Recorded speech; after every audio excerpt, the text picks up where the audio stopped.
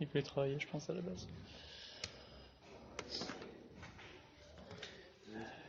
Est-ce qu'il faudra prévoir un compte modérateur un compte qui n'est pas enseignant, spécialement modérateur Est-ce que cela revient au président de l'université? Je sais plus qui c'est qui gère ça derrière. Qui valide et tout. C'est le directeur, ouais. Département. Est-ce que c'est un enseignant? Non, parce que là, vous me posez des questions, mais je connaissais pas le point de départ. La personne qui gère les conflits quand il y a plusieurs... Attendez, deux secondes, je réponds. Je suis vice-présidente. Oui, j'ai un... Je suis en cours, mais c'est pas grave, il m'a dit. Oui, je suis en cours. Non, je suis en cours, non, je suis en interview. C'est-à-dire que l'étudiant m'interview. Ah si, je m'ai mis comme une petite toile. Vas-y.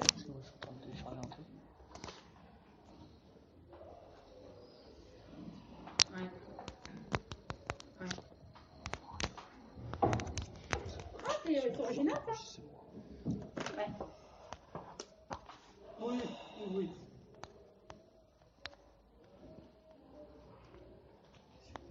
Oui? Non, du tout.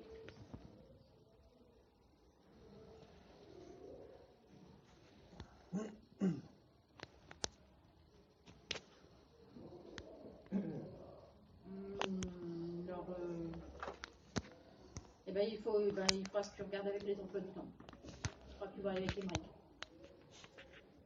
Oui, mais tu n'arrives pas pour dire c'est comme ça. Ouais, excellente idée. Fanny. Pardon. Il faut pas faire ça. Hein. Donc, excuse-moi, vas-y. Donc, quand il y a des conflits sur plusieurs enseignants qui essayent d'avoir la même lieu, qui est-ce qui gère ce conflit? Ça se passe comment? Alors, qui est-ce qui gère ce conflit? Il y a 3 salles en fait. C'est le chef de département. Je crois. Là où il n'y a pas Tanguy. Ouais. Si il y a Tanguy dans une salle, tu prends l'autre salle. Les tridums sont séparés. Non, discussion. C'est-à-dire que les deux personnes, s'il y a 2 personnes ou 3 personnes, elles discutent entre elles. Si elles n'y arrivent pas, on passe par le chef de département et on discute.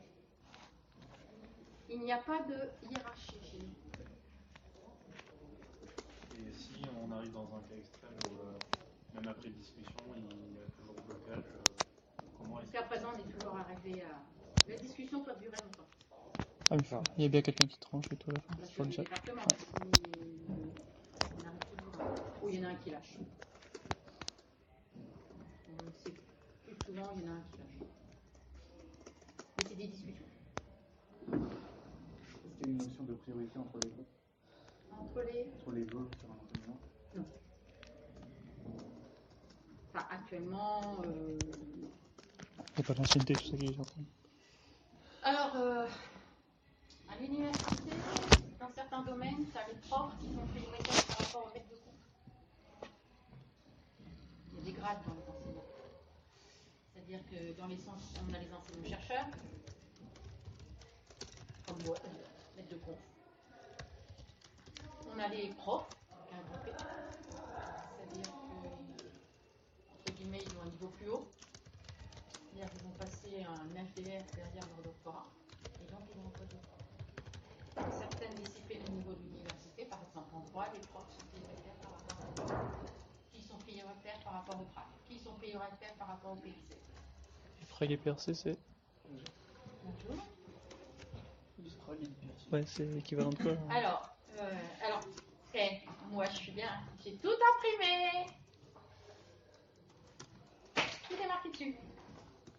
Alors, il y a dans la listine, alors les PRAG. Alors, dans les enseignants, un PRAG doit faire 384 UC. Un PRAG, c'est quelqu'un qui a une agrégation et qui a réussi à obtenir un poste à l'université. PRCE, c'est quelqu'un qui a eu un CAPES-CAPES et qui a obtenu un poste à l'université. Donc 384 UC. Eux, ces personnes-là ne sont pas censées faire de la recherche. Ils peuvent en faire, mais ce n'est pas dans leur... Du coup, on prend en compte les intervenants aussi? Pour les intervenants? Donc, ce sont les... de temps en temps par intervenant. Bah, il y a des gens qui viennent donner des enseignements à la fac et qui... Qui sont des extérieurs. Oui. Oui, des vacataires. Oui. Ouais. Donc il y a des vacataires, mais les vacataires ne remplissent pas de fiche de service. Ok.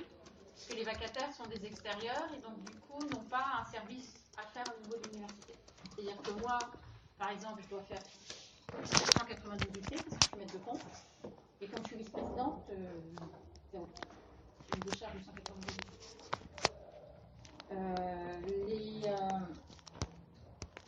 Les profs, c'est 192 UT. Les facs, c'est 384. Et les vacataires n'ont pas de quota. Parce qu'ils n'ont pas de fiche à remplir. Mais en théorie, normalement, ils ne doivent pas dépasser 187 UT.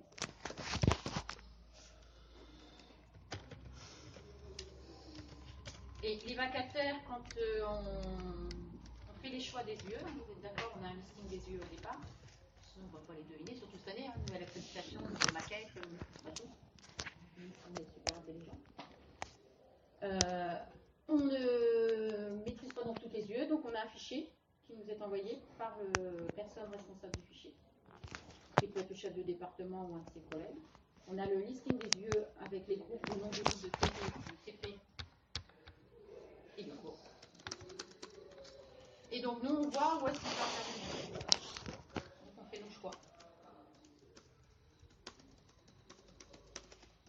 Par contre, les vacataires, entre guillemets, sont prioritaires parce qu'on sait que certains yeux ne sont faits que par des vacataires. Parce que dans les formations professionnelles, dites professionnelles, il doit obligatoirement y avoir 25% de vacataires. Et ces vacataires sont des enseignants, enfin des intervenants qui travaillent dans d'autres organisations. Entreprises, métropole, enfin bon. Et donc ce qui veut dire que dans le fichier, il sera indiqué que y a déjà des personnes qui sont dessus. On ne donne pas le nom des personnes. Du coup, ils n'auront pas de compte ni rien, etc. quoi. Okay. Mais par contre, on sait que ces UE ou ces cours ou TD ne sont pas accessibles. C'est-à-dire qu'on ne peut pas les demander. Mais c'est pas comme par exemple quand on voit à la fin sur les documents Excel qu'il y a des heures qui n'ont pas été mises encore. Enfin, qu'il manque des personnes. Les manques. En soi, les vacataires sont déjà dedans, donc on doit pas... Les vacataires sont déjà dedans. Okay. Il n'y a pas de compte, c'est pas tout ça pour les vacataires? Non. C'est-à-dire que c'est les responsables d'année qui indiquent au début, voilà, ces yeux sont faits par tel vacataire, on a un nom, d'accord, mais le nom ne sera pas pris dans le fichier. C'est-à-dire que les groupes seront déjà occupés par ces vacataires. Si par exemple, il y a... deux enseignants qui enseignent 2 matières non mis en commune. Il y en a un, il prend une matière, et il reste une matière, mais le deuxième enseignant ne peut pas le prendre parce qu'il n'a pas la spécialisation. Est-ce qu'on peut dire, premier enseignant, au final, tu vas faire ça parce qu'il n'y a personne sur ça, et l'autre, on peut le mettre, enfin... Discussion. C'est pareil, ça fait partie de la discussion, quoi? Discussion. Ok. Tous les conflits et les manques de professeurs se font à la fin en discussion. C'est ça. Ouais, dessus, il faut un gros chat. Ouais, du coup, ça se passe. Des fois, c'est par chat, non, c'est pas chat, hein, mais ça peut être par mail, mais en général, il vaut mieux éviter. Parce que les mails, on peut s'énerver et on peut mal interpréter. Donc on discute, et après, par mail, voilà la conclusion. Ah d'accord, en face à face, en fait, la discussion, c'est plutôt... Ouais, ok. Quel critère de choix entre deux profs on a même... Il n'y en a pas. Discussion. Maintenant, dans les discussions, le chef de... Enfin, typiquement, moi, je ne vais pas prendre des yeux de réseau. On peut essayer. Mais les étudiants seraient très mal lotis. Et je ne m'estime pas compétente en réseau. Donc, le responsable du département pourrait peut-être avoir l'information, tiens, tel enseignant, il est plus spécialiste dans tel lieu que dans tel autre. Ça peut être intéressant. Même si on est censé savoir enseigner tous les enseignements de licence. En master, c'est beaucoup plus spécifique. Donc là, mais en licence, ceux qui sont spécialistes de système d'information et de réseau, c'est quand même deux mondes différents. Donc le chef de département, il ne connaît pas forcément la spécialité de... Mais il finit par le connaître. C'est pas écrit noir sur blanc quelque part que... Par exemple, il n'y a pas une fiche pour chaque enseignant et Actuellement. avec genre par exemple 2-3 matières de... Actuellement non, Mm. mais pourquoi pas dans la suite. C'est-à-dire qu'au départ, dans l'outil, tu saisis tes Choix priorités. principal, ouais. Oui, Tes voilà. disciplines prioritaires. Ça peut être un... Parce qu'on a tous un domaine oui. entre guillemets de prédilection, Bah oui. du coup, pour trier, c'est plus simple. Mais c'est que discussion. Mm. Parce que c'est pareil, tu vois, il y en a qui sont moins compétents. Bon, je me prends moi comme ça, personne. On me dit, j'ai envie de me mettre dans le réseau. Normalement, j'ai la capacité. Donc, du coup, la première année, je vais demander à prendre un groupe de TD. Comme ça, celui qui fait le cours et un groupe de TD va me donner des énoncés, il va m'expliquer. Je vais me former aussi, hein. J'ai eu une formation. Il y a longtemps, ça évolue. Du coup, on peut être à même pour dire on va prendre un groupe de TD et puis du coup, ça améliore. Donc, des fois, il y a des choses comme ça. Donc, on voit que c'est moi la compétence. Enfin, la compétence. L'expérience.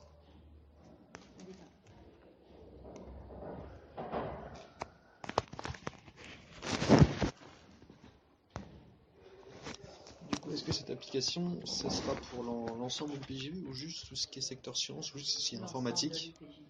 C'est l'ensemble du PJV? D'accord.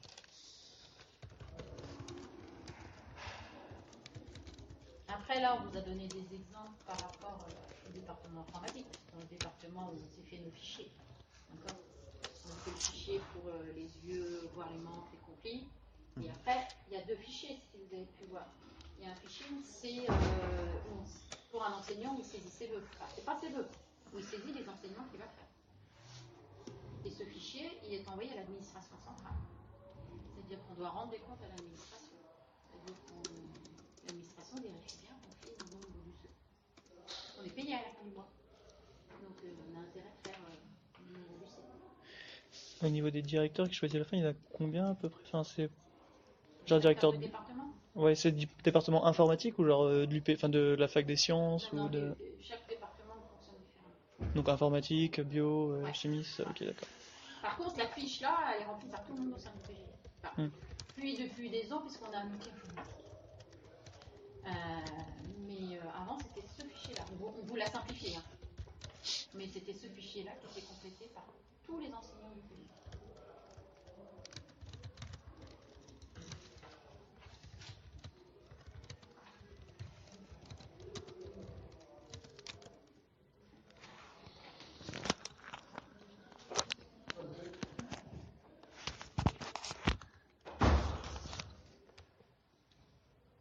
Est-ce qu'un enseignant peut choisir seulement des TD, seulement des CM, seulement des Il TD? peut faire tous les vœux qu'il veut. Autant qu'il en veut. Donc, normalement, il doit faire 192 UC. Hein. Si je prends un enseignant-chercheur, il doit faire 192 UC. Donc, au minimum, je passe en 192 UC. Après, il peut faire autant qu'il veut, en sachant qu'à l'université, on ne peut pas plus que doubler. Donc, il a 192 UC, il peut faire 387 UC. S'il a plus d'heures, il doit demander une dérogation au niveau du président de l'évaluation. Parce que tout ce qui dépasse 192 heures à 12 UC, on est payé en dessous. Dans les 192 UC, c'est notre service. Ce qu'on fait au-dessus, on est payé. En plus. Je pense pas qu'on ait besoin des taux, mais Pardon? je pense pas qu'on ait besoin des taux du coup pour le Des taux? Ouais. Combien on est payé? D'augmentation, tout ça et tout. Ah non, une UC, c'est payé 40 euros.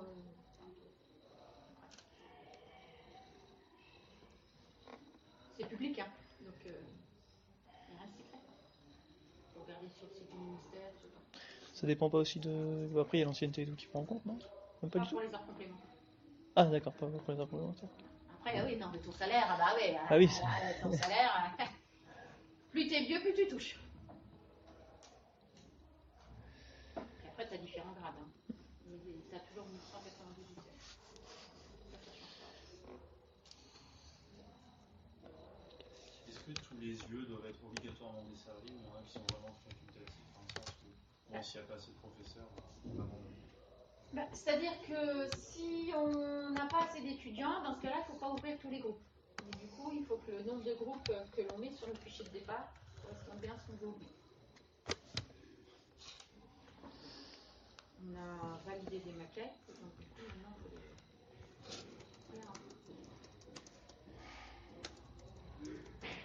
Donc il se peut, par exemple, en début d'année, une fois que les vœux sont faits, que les enseignants savent ce qu'ils ont à faire, ça se fait vers le mois de juin, juillet. Et bien, au mois de septembre, il y a plus d'études exposées que le mois d'études prévu. Ouverture et fermeture. Donc les services avec nous. C'est pour ça qu'on parle des services réguliers. Et par exemple, en maths, il y a 2 groupes.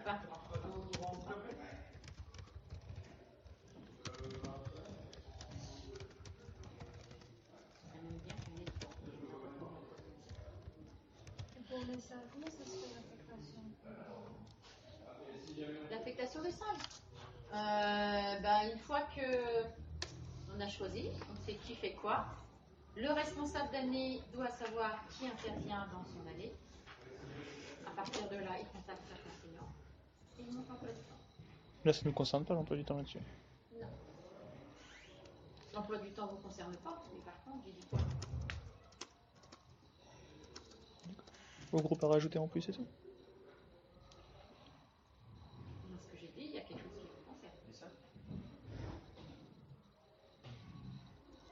C'est pour ça, on retranscrivait. Du coup, j'ai perdu ce qu'on avait dit. D'où l'intérêt de retranscrire exactement ce que l'on dit. Parce qu'il se peut qu'une information à un instant T vous semble pas pertinente. Et en fait, Le fait d'avoir tous les groupes pour des profs, etc., pour ensuite faire les emplois du temps, donc savoir tous les groupes, etc. c'est savoir que le responsable d'année doit pouvoir avoir accès à la plateforme et donc récupérer tous ses enseignants. Ouais. Ça veut dire qu'il y a un utilisateur supplémentaire. Est-ce que c'est possible qu'il y ait trop d'enseignants pour pas assez de matière? Et du coup, des UC qui soient pas totalement... Il peut arriver dans ce cas-là, donc là ça ne vous concerne pas, c'est-à-dire qu'on n'a pas pris, c'est pour ça qu'on a simplifié. Dans ce cas-là, les enseignants doivent chercher des enseignants dans d'autres formations. Quoi? Dans quel cas? Chercher des enseignants dans d'autres formations. Dans quel cas? S'il y a pas assez d'heures pour trop d'enseignants. Dans certaines disciplines.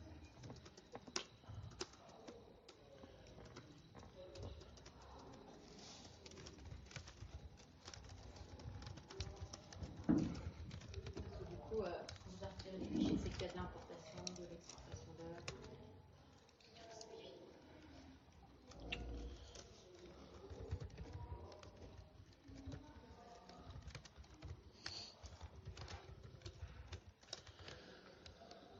Est-ce qu'un enseignant peut se désister d'un lieu une fois que c'est confirmé? Bon, ça peut arriver parce que, pour X raisons, mais ça peut arriver. Donc ça va, il faut trouver quelqu'un. Et donc du coup, tous les fichiers doivent se mettre. Est-ce qu'il y a une date limite de dire ça doit être validé là, comme ça, du coup? Alors, on préconise, on dit à telle date, tout le monde doit avoir fait ses vœux. Avec plusieurs étapes, on va dire, tout le monde fait ses vœux, puis après il y a toujours les trucs qui vont pas. Mais Donc, comme ouais. les enseignants sont des êtres humains comme vous, voilà. Quand on donne une date, Fainéantisme. on la respecte. Absolument pas. Pas. Il y en a toujours certains qui font après. Pareil. Donc on donne une date, par pluriel, donc la plupart des enseignants ont fait leur choix. Il y en a toujours un ou deux qui l'ont pas fait. Mais tant pis, on fait un état de lieu. Parce qu'en fait, au départ, on nous demande de faire un vœu par mail. Vous n'avez pas posé la question, mais je vous le dis. On envoie un mail.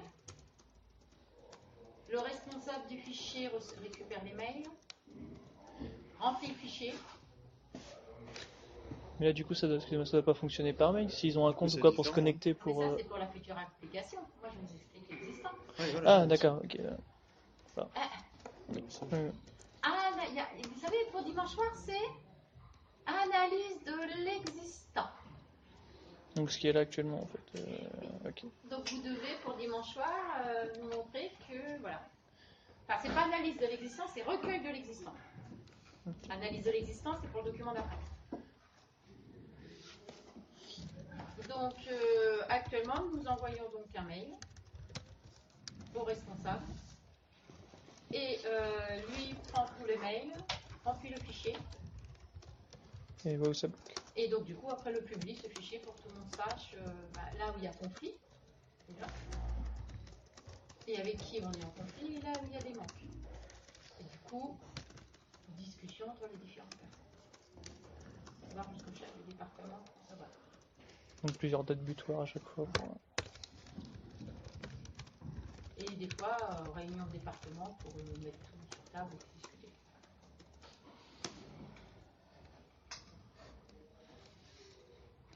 Vous comprenez que les mails c'est bien, mais c'est mieux d'avoir une plateforme où on dépose nos deux. Sur, on peut contacter autrement que par mail ou pas genre, enfin, le directeur peut contacter autrement que par mail genre, enfin, dire... Enfin, pour faire le choix, après on peut discuter, mais à un moment donné, il faut qu'il y ait une trace. D'accord. Donc c'est l'envoi du mail qui fait quoi. Comme vous, les résultats, c'est l'affichage qui fait quoi. Et par exemple, si on fait des fiches par rapport à chaque enseignant, est-ce qu'on doit indiquer d'autres méthodes de contact que le mail, genre, je sais pas, téléphone ou autre. Ou alors ça rentre. Ah oui, pour la plateforme, ouais, ça peut être intéressant de connaître les moyens de contact autres que le mail. C'est ça. Parce que l'idéal, c'est le mail de l'UPJV. Il y en a certains qui sont récalcitrants. Du coup, s'ils ont un autre mail qu'ils utilisent, c'est intéressant. Et puis s'ils veulent mettre un numéro de téléphone, ils mettent un numéro de téléphone. Pour les contacter, c'est clair que le contact téléphonique, c'est quand même beaucoup plus simple.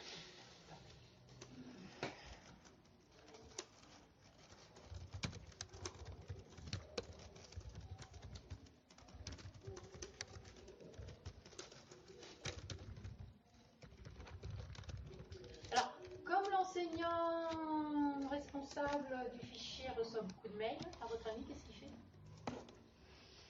Tri par matière. Non. Ouais, mais il est informaticien.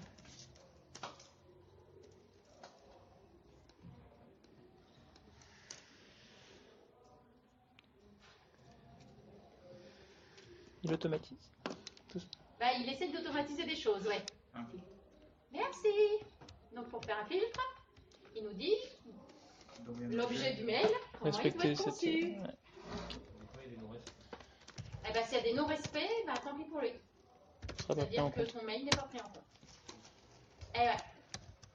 Donc, nous devons respecter donc, le format du mail pour que du coup, quand le mail arrive, hop, il va dans une boîte. Et donc, du coup, parce que l'enseignant en question, il ne s'occupe pas que de les affecter. Enfin, il fait plein de choses à côté. On reçoit énormément de mails par jour. Donc, du coup, quand il décide de s'occuper de remplir le fichier des vœux, il va voir le mail.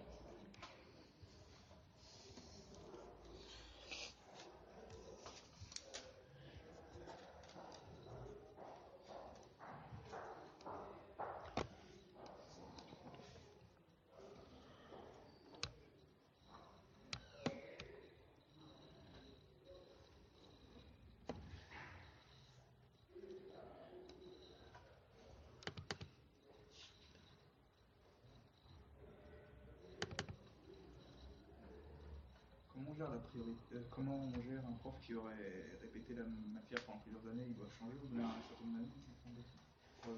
La pratique veut qu'en général, certains disent qu'au bout de 3 ans, ils vont changer. Il y en a, ça fait 20 ans qu'ils font la même chose. Donc ça c'est au bon vouloir du directeur, non? C'est ça? Discussion.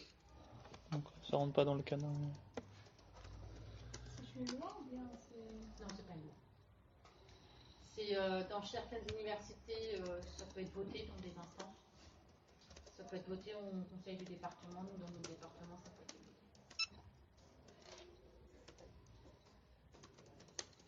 L'expérience montre qu'il vaut mieux changer. Parce que sinon on fait toujours la même chose pendant des années et puis après, voilà. Mais moi j'ai des exemples, je te dis, ça fait bon. Ils sont à la retraite, ils vont bientôt être à la retraite. Est-ce que vous pouvez nous expliquer un peu, genre le Excel, le cadre synthèse par rapport au Le Excel? cadre synthèse par rapport au fichier Excel. Ah oui, c'est le première feuille. C'est ça. Parce qu'il y a plein de petites infos qui sont un peu... Sur quelle fiche d'activité ou service? Cadre synthèse, ça aussi. C'est la première. Ouais. Enfin, c'est la première feuille. Un fichier Excel, là, il y a des feuilles. La première de fiche d'activité. On a deux Ouais. trucs. Fiche d'activité, c'est la première. La fiche C'est bon, je l'ai. d'activité, c'est ce qu'on saisit une fois qu'on a notre service et qu'on renvoie à l'administration. Donc on vous a validé telle matière, etc. et vous devez remplir ça pour... Ouais, pour D'accord. l'administration. Ok. C'est pour ça qu'on remplit notre nom, prénom. Bon, là, ça a été anonymisé. Mais sinon, ça doit être fait automatiquement, ça, ou pas, après? À ton avis? Oui. Si on vous envoie juste la feuille à chaque fois vierge, ou si, du coup, avec ça, on peut tout Maintenant remplir. qu'on a fait les vœux, enfin, si on Oui. a une plateforme, là, tout ça, ça se fait à la mimine. Enfin, D'accord. L'objectif, c'est que ça soit généré automatiquement. C'est quand les vœux sont faits et validés, ça. Ah ouais? D'accord. C'est pas que enfin, c'est pas genre j'ai formulé des vœux et puis je remplis Du ça tout, du directement. tout. Ça, c'est vraiment un document administratif qui doit être complété, signé, enfin imprimé, signé par le chef de département qui fait quoi du coup? Quand il reçoit cette feuille? Cette feuille? Ouais. À votre avis, qu'est-ce qu'il fait? Il vérifie, je sais pas. Bah, il vérifie que par rapport à son fichier, Ouais. ça correspond. Ouais. Il fait cette vérification, il signe et c'est envoyé à l'administration.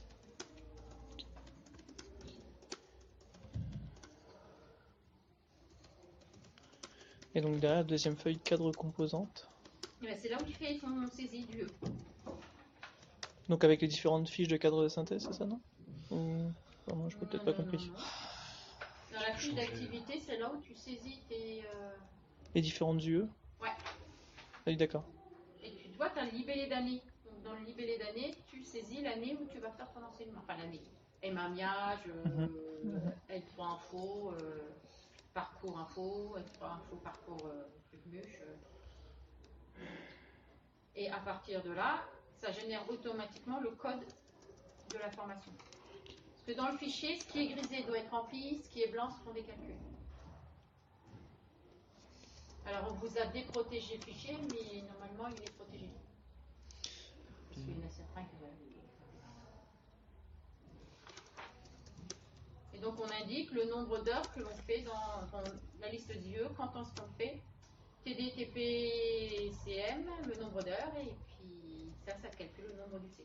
Et c'est quoi dont heure comp en UC? Donc heure comp en UC, c'est-à-dire les heures sup.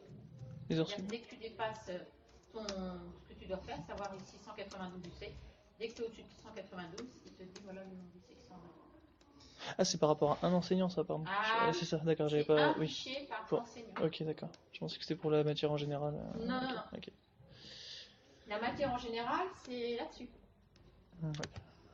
Donc ça c'est le chef de service qui remplit ça, c'est ça? Ah non, c'est chaque enseignant. Chaque enseignant. Chaque enseignant. Donc ça, pareil, ça se remplira automatiquement, Ah, mais ça, c'est toujours. quand même bien. Ah, bah oui. Comme la cadre de synthèse, quoi. C'est-à-dire que ça, on fait les vœux, vous avez vu qu'il y avait les conflits, les manques, ça permet de discuter. C'est des tableaux croisés dynamiques. Donc, ce qui veut dire qu'à un moment donné, vous avez des feuilles où on peut voir UE par UE. On sélectionne UE, on voit qui intervient dans l'UE. On sélectionne un enseignant, on voit quelles sont ses interventions. Et donc, du coup, ça, c'est vraiment un outil d'aide à la décision. À un moment donné, on a fait nos choix. C'est figé. Chaque enseignant remplit ça. Imprime, fait signer par chef de département et donne à l'administration.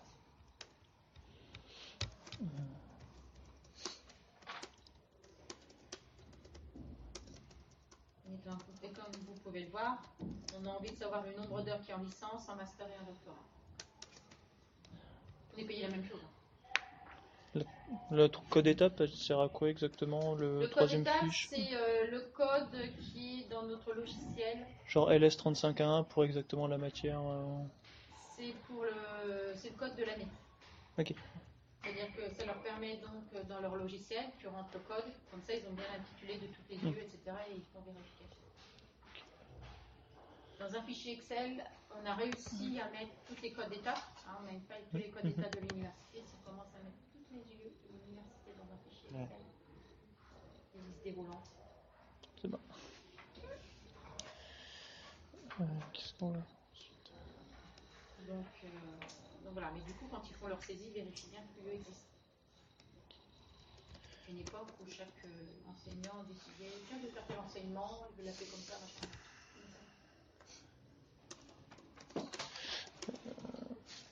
Par rapport à la fiche, du coup, la deuxième feuille.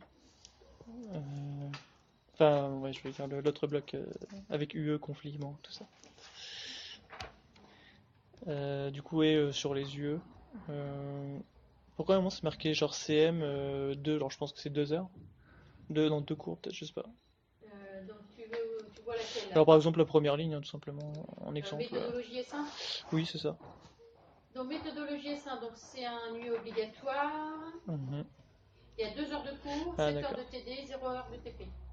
Ah, c'est 2 heures par cours ou 2 heures de cours? Non, c'est 2 heures de cours. Le cours, il ne fait que 2 heures. D'accord. Ah, d'accord. C'est pas par séance. Hein. Ok. Là, on ne définit pas les séances. C'est dans la. On va dire case F, c'est marqué 2 heures par CM. Ah, 2, ouais, H par CM. Oui, mais ça veut dire que c'est le nombre d'heures pour le CM. Ah oui, d'accord, ok. CM, c'est le cours, pas Bah, le ça. compte d'heures. Et après, du coup, c'est marqué en haut 2 CM, et du coup, on arrive à bien à 4 heures, et c'est pour ça qu'on a 6 UC, parce que c'est x1,5 pour les CM. Ok. Qui a tout compris. Et donc, du coup, on a autant de lignes que d'enseignants qui interviennent. Quand vous appelez effectif, c'est pour le maximum d'élèves? D'étudiants. Maximum ou alors ce qu'il y a d'enregistré? Non, c'est le prévisionnel. D'accord, c'est le prévisionnel. Ok. Alors, méthodologie S1 UE transversale, alors pour cette année, comme en fait c'est des nouvelles UE et qui ne sont pas informatiques, donc ils ne savent pas trop comment ils vont.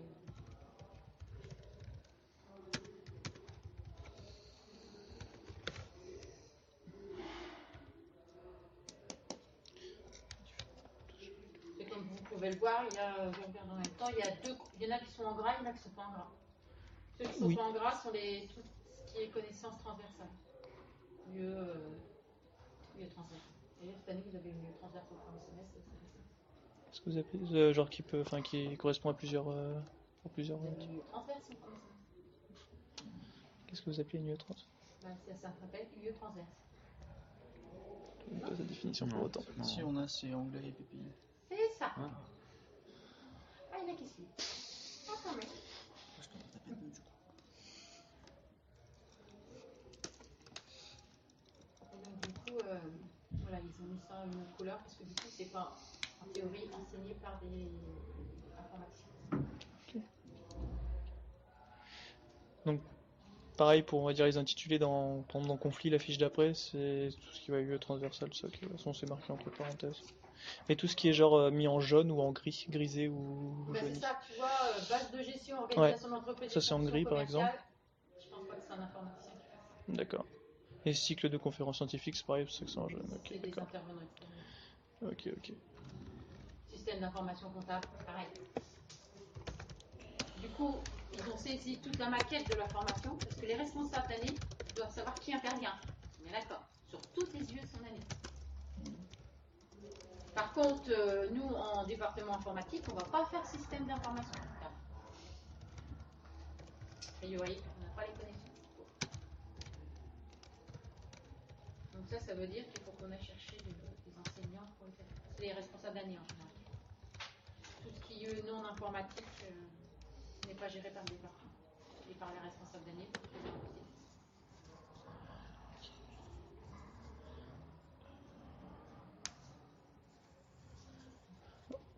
Donc du coup, quand on voit un fichier, c'est sûr que ça clignote pas, mais visuellement, il faut qu'on repère les informations.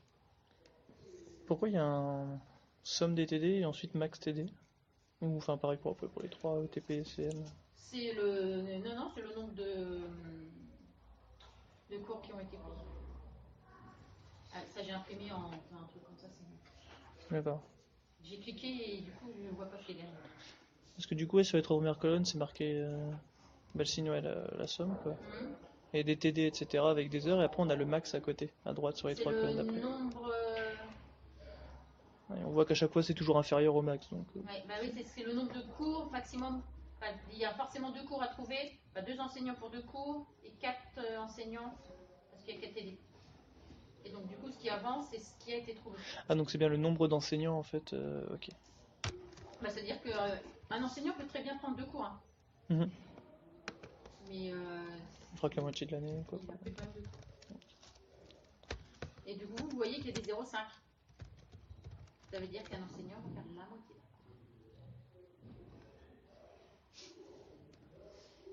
C'est-à-dire qu'un cours peut être divisé en deux. D'ailleurs, je crois que dans la précédente maquette, pour ceux qui étaient en L1, il n'y avait pas un mieux où il y avait Philippe Moreau et puis je ne sais plus David qui, Semet, si. Voilà. Bah, comme l'année dernière C'est bien avec divisé en deux. Aristote et Giannakos. Monsieur Gros aussi. Oui, pardon. Ça, je me souviens. Et, Donc des fois, il y a des cours qui sont divisés en deux. Et des fois, il y a des cours où il y a un prof qui va faire 2 séances, puis un autre prof qui va faire le reste. Comme là, on ne met pas le nombre d'heures, mais on met, si je prends un groupe ou pas, bah, ça, on se retrouve avec 0,5, 0,2. bah, du coup, quand on met 2 profs alors pour un CM, c'est pareil en fait. Quand tu mets 2 profs pour un CM, ça dépend, parce que là, c'est le nombre de groupes maximum. Donc là, ça veut dire qu'il y a 2 groupes de CM. Ah d'accord, 2 groupes de CM, ok, d'accord, ça veut Voilà, dire ça. chose que de D'accord, dire, il y a je voyais, deux je profs pensais dans que... un- D'accord. C'est compliqué. Et avec l'enseignant-chercheur, tout ça, comment ça se passe au niveau de la répartition par semestre en fait Du coup, ils choisissent que pour un semestre à chaque fois Il y en a un, on choisit pour l'année. pour l'année C'est pour Et l'année. choix pour l'année, et du coup, ils choisissent en fonction de comment ils font en fait pour choisir, se dire bah ce semestre-là je fais de la recherche et ce semestre-là je. Ou j'ai pas envie de faire tel enseignement, ou je veux faire tel enseignement, ou j'ai pas envie de travailler avec un tel, ou... Et s'ils veulent tous se mettre en recherche la première semestre, du coup, faut que ça existe, discute hein. et puis. Ça existe parce qu'il y a certains enseignants qui font tout leur enseignement sur un semestre. Faire un peu du temps derrière, c'est compliqué. Parce que du coup, Oui, il leur il y en a pas mal faut qui pas font mal ça, d'heures du de coup. cours Bah oui, sur il fait le tout son deuxième quoi. enseignement, Ouais. du coup il fait 192 Ouais, c'est ça. vidéos comme Mais il y en a pas mal qui font ça. Ouais. là. Frédéric First, par exemple. Ouais, bah Ouais, c'est pour ça je qu'on le pense à voyait lui, qu'en justement. S2 à chaque fois. Ouais, c'est Eh ben, ça. ça va être pareil cette année. C'est ça, c'est douté. Ah, parce que sinon ils répartissent. Ah d'accord, je pensais que tout le monde faisait ça en fait. Non. Je pensais que. D'accord. Il y en a certains qui font ça bon, pour X raison. Hein, après, on n'est pas obligé d'accepter. Ouais. Le président n'est pas obligé d'accepter ça. Néanmoins, il y a Tout des... le monde s'arrange. Néanmoins, il y a des points d'interrogation, c'est parce que c'est par rapport aux effectifs, on sait pas encore combien on peut mettre de groupes, tout ça. Par exemple, bon, je sais pas, pour cycle de conférences scientifiques ou S4, tu fais transversal, méthodo. Enfin, 2 points d'interrogation. Oh, bah ça, c'est parce qu'on doit chercher des vacataires. Ok, c'est par rapport aux maquettes. Parce que des fois, il arrive que certains enseignements, on sait que ça doit être fait par des vacataires. Et celui qui a fait le fichier n'a pas fait attention qu'il n'avait pas mis, par exemple, un point d'interrogation ou bloqué au lieu. Certains enseignants veulent la faire. Et c'est pas pour eux. Donc c'est discussion. Après. Aussi.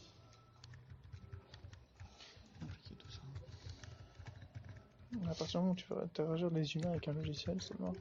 Ce serait quand même plus simple qu'il y ait une présélection et qu'au final, derrière, Bah, que c'est ce pour ça, soit, en fait, que ce soit tranché directement par une machine ou bon, bah voilà. Non. c'est fait, quoi. Non, je pourrais pas respecter. Non. Non. Ça va être vachement compliqué, discussion sur discussion sur discussion. Ah non.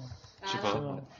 C'est pas une machine Même qui va bon, te les dicter, tu vas faire ça, tu vas te faire discussions, chier à faire ça. Non, c'est mort. Non, pas un Au final, non, mais tu fais tout, la machine elle répartit aléatoirement tout pour tout le monde. quoi, tu vois. Non.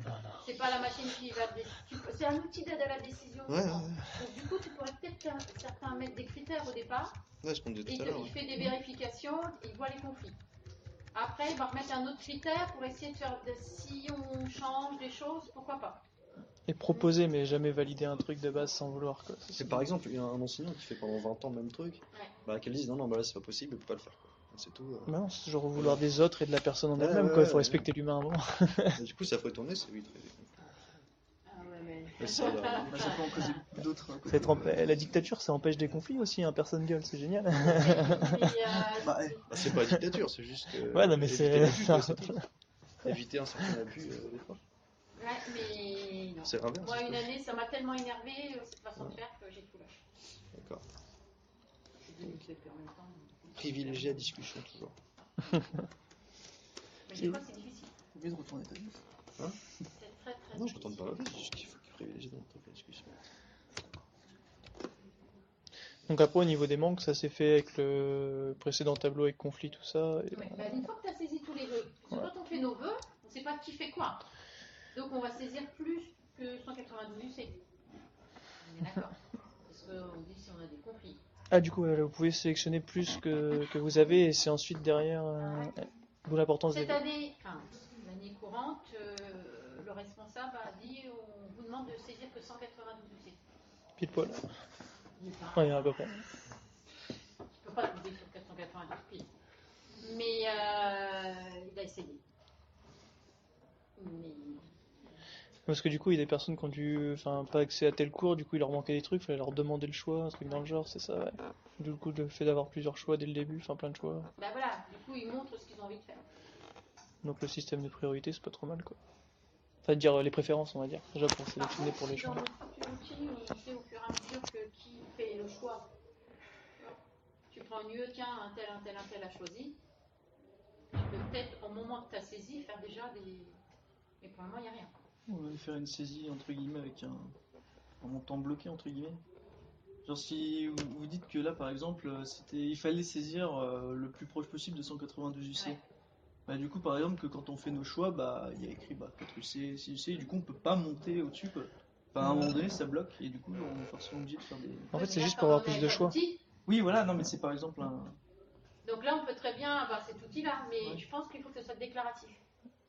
Enfin, ou paramétrable, Ouais. si vous voulez. Oui. Genre, dire à 230 UC, attention, vous avez déjà bien dépassé, je sais pas.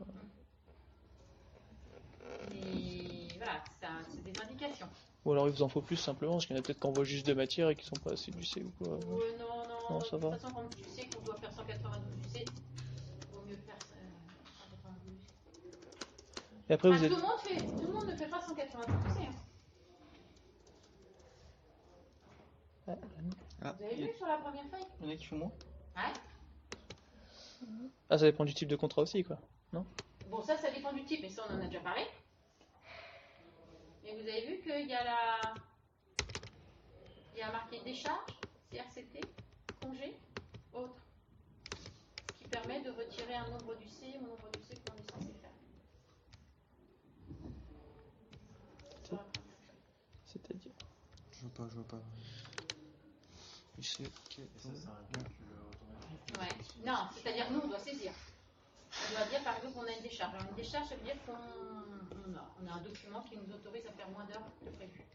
C'est-à-dire qu'on peut avoir 40 UC de décharge. Par exemple, les décharges syndicales, quelqu'un qui est syndiqué, qui doit faire une permanente d'une demi-journée par semaine, a moins d'UC à faire.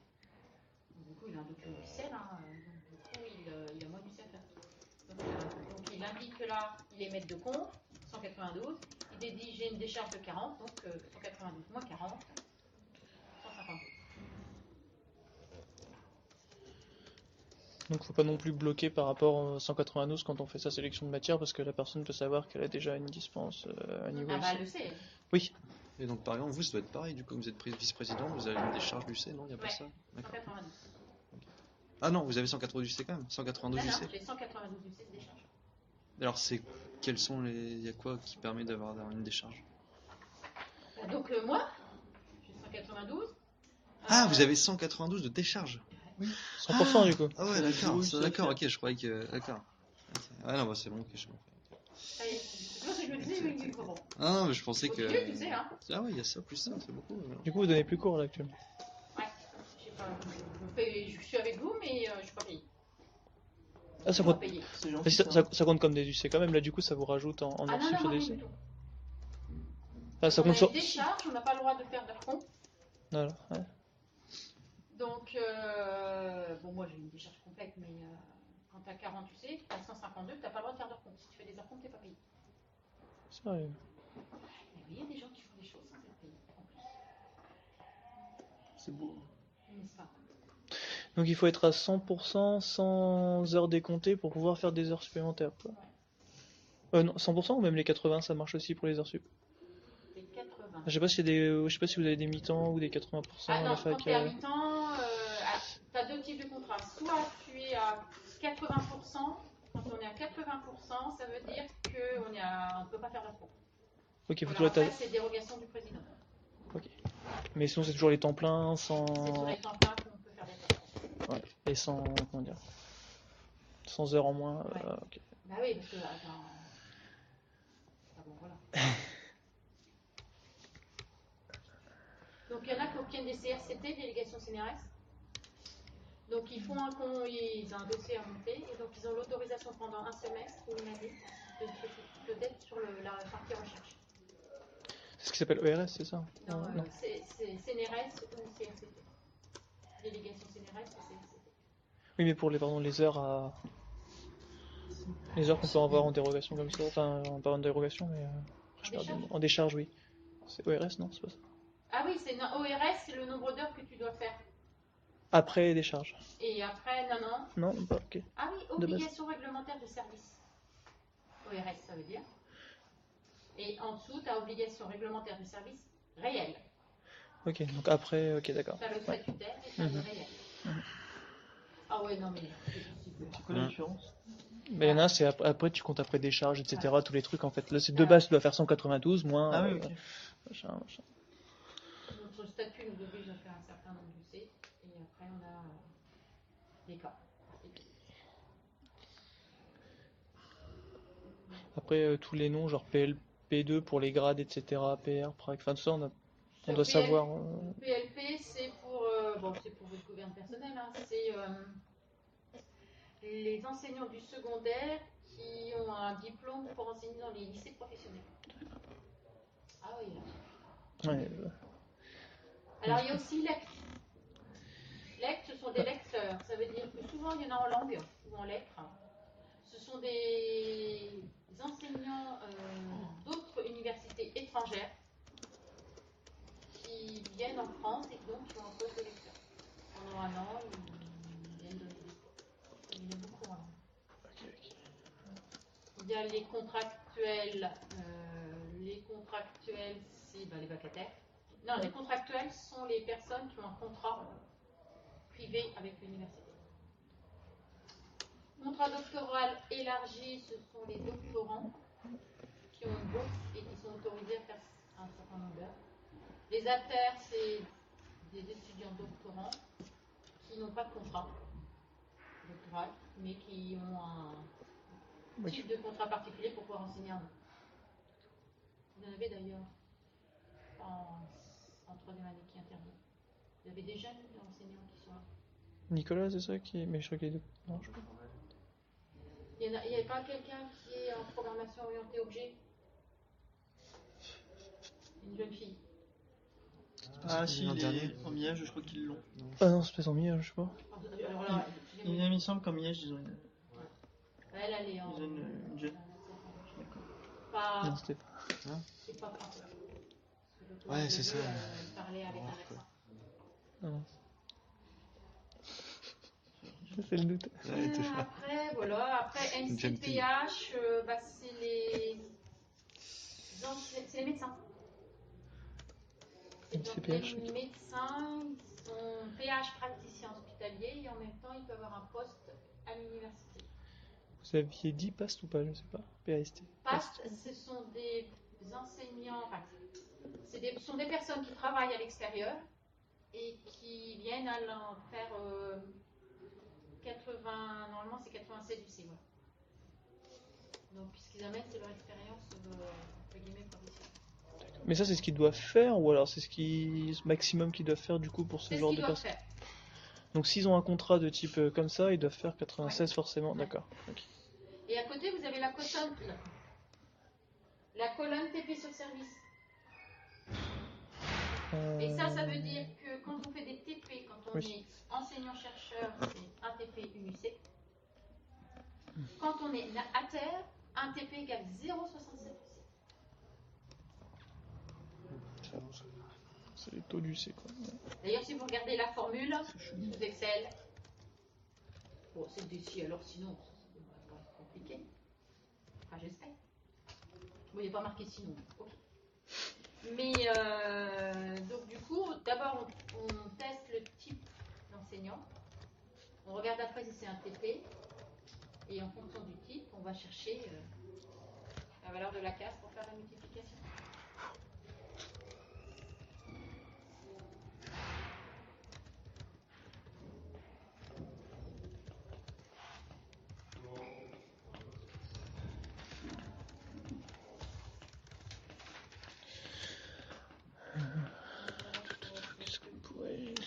Une autre question. Parce qu'il y a beaucoup de professeurs qui ont des rôles à part entière, comme vous par exemple, vice-présidente. Hein. Il y en a beaucoup. Et du coup, comment ça se passe s'ils ont tous une décharge, tu sais, qui est importante? Ouais, c'est bien le problème du Il département faut informatique. recruter ou ils font quoi? On prend des vacataires. Prendre des vacataires, ouais. Donc on est d'accord à la fin avec le manque, etc. Donc qui s'occupe de ça? C'est bien le directeur qui va Les s'amuser vacataires, en général, c'est les responsables de formation d'année. Cherchez pas le responsable du département. Ah oui, c'est le responsable d'année qui s'occupe Ah, à trouver des ouais. vacataires pour Ouais. leur... D'accord. Ok. Au responsable du diplôme. Ok. Après, Par exemple, pour la licence info, là, c'est du coup Madame Mirastorza qui s'occupe tout à fait. ok. Mais bon, en collaboration avec les responsables d'année. Hein. Oui, après, je me doute qu'elle fait pas ça toute seule. Le chef du département, De la matière. donc David Sommet, je suis au courant, donc Oui. tout le monde a ses petites oreilles, a ses connaissances, on essaye de trouver. C'est quoi la hiérarchie un peu? Parce que là, je Il suis n'y a pas de perdu. hiérarchie. Chef de C'est département, bordel. chef de truc. Ah oui, département, Là, je suis perdu complètement dans tous licence, les trucs, là. enfin... Donc, on a une université. Ça va? Jusque-là, ça va. Voilà. Après, on a des composantes au sein de l'université. Pour les sciences, composantes, etc. il y a UFR des sciences. Il y a E, il y a INSET, il y a UFR de langue, voilà, il y a des composantes. Chaque composante comporte des départements. Enfin, plus ou moins, mais souvent c'est des départements. Ici en sciences, vous avez biologie, enfin SVT, SVT, chimie, physique, info, maths et EA.